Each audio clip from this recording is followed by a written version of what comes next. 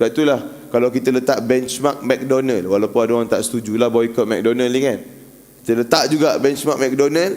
2 bulan pertama tu kosong McDonald. Pergilah mana-mana pun takkan nampak lah. Akan nampak pun non-Muslim pun jarang kita nampak kan. Mungkin diorang boykot juga, boleh jadi kan. Tapi lately ni, kebelakangan ni penuh McDonald kan. Pak Haji pakai kopiah pun ada, yang pakai tudung pun ada kat dalam kan.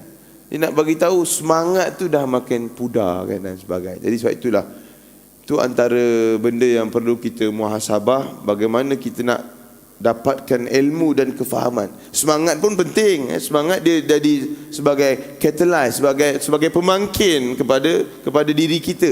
Tapi bukan semata-mata itu. Jadi itulah bila kita sebut tentang pilihan, Allah bagi pilihan kepada kita. Sebab itulah tak dilantik malaikat tadi, dilantik manusia menjadi khalifah kerana kita ada satu speciality. Speciality itu boleh menjadikan kita orang yang mulia kalau kita memilih jalan ketakwaan, atau boleh menjadikan kita orang yang hina kalau kita memilih jalan kejahatan.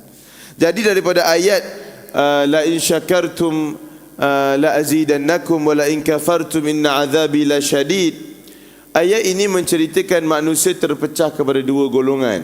Golongan yang mensyukuri nikmat Allah, golongan yang mengkufuri nikmat Allah.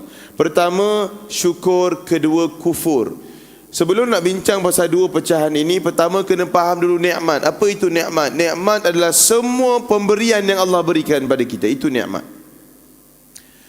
Ada yang dia faham kan, dia faham nikmat ni adalah dispesifikkan kepada perkara tertentu. Sebab itulah kadang kita pernah dengar, kadang-kadang ada orang claim dia cakap dia tak pernah dapat nikmat daripada Allah. Dia kata, aku tak pernah dapat nikmat pun daripada Allah. Kita pun pelik, biar betul, elok je kau berjalan. Kita faham nikmat lain. Dia faham nikmat aku tak pernah jadi kaya pun, dia kata kan. Bagi dia nikmat tu kaya. Selagi aku tak kaya, selagi tu aku tak dapat nikmat.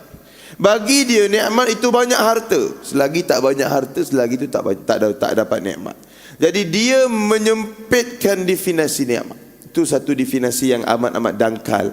Bila sebut nikmat, nikmat dia meliputi semua aspek kehidupan kita, semua pemberian kurniaan Allah. Bahkan para ulama sebut lawan bagi nikmat adalah ujian, kan, nikmah dalam bahasa Arab, ujian, kecelakaan. Ada para ulama sebut kadang-kadang ujian ini pun sebahagian daripada nikmat. Sebahagian. Padahal tu kata lawan dia tu. Tiba-tiba dia boleh masuk dalam kumpulan yang sama.